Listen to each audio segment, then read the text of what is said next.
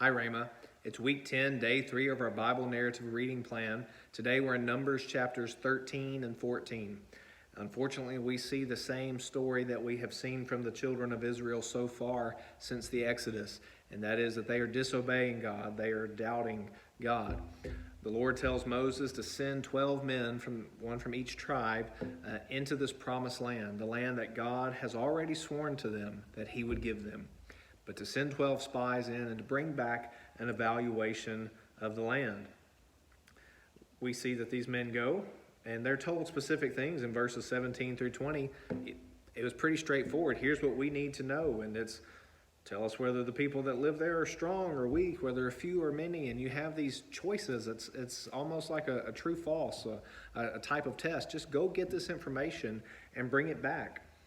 And we see that they do go, and we find that the land is good and that the grapes are growing so bountifully that 2 men have to carry it on a pole between them. We see that this is a land of great abundance, a land of great harvest. But at the end of the 40 days, the spies come back, and so Moses and Aaron, they gather all of the congregation, and they tell them, this is the land that you've sent us, and it flows with milk and honey, and this is its fruit, pointing out the grapes, how bountiful, what a wonderful place this is going to be.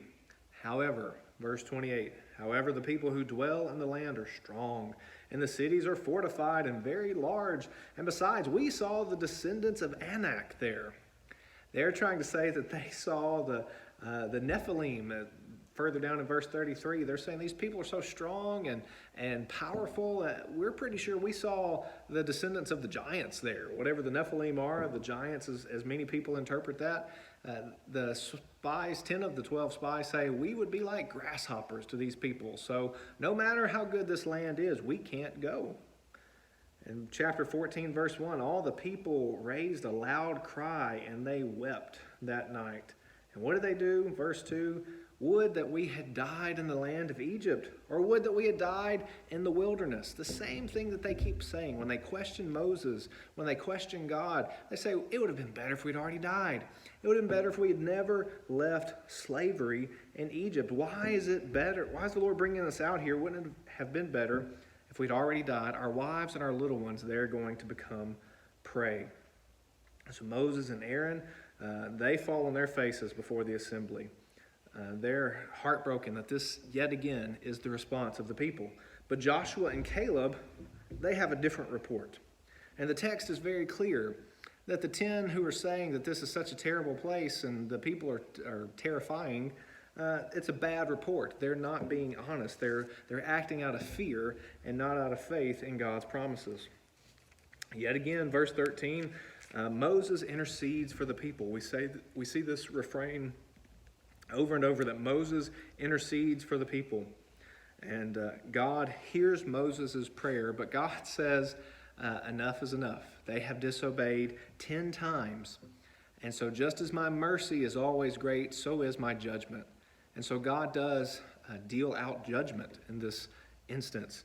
So we see that all of those over the age of 20, everyone in the census, everyone who would have been considered an adult, they are going to die in the wilderness. They're not going to enter the promised land. The children that they were worried about, they will enter the promised land. They will receive God's promises. But all of these people, they are not going to enter because they have questioned God. They have grumbled against God over and over and over, and they've brought back this bad report. The 10 of the 12 have brought back the bad report, and the people of Israel have listened. They have obeyed, in a sense. They have acted out of fear. So the next morning, the people get up and they say they are ready to obey. They've mourned greatly, and now they say they're ready to obey. Moses warns them, no, don't go. The Lord is not with you. And yet in their foolishness, they continue. They go into battle and they are soundly defeated, just as Moses had told them they would be. So here in these verses, these 2 chapters, we see both God's great mercy, but also God's judgment on full display. Here's a summary of today's reading.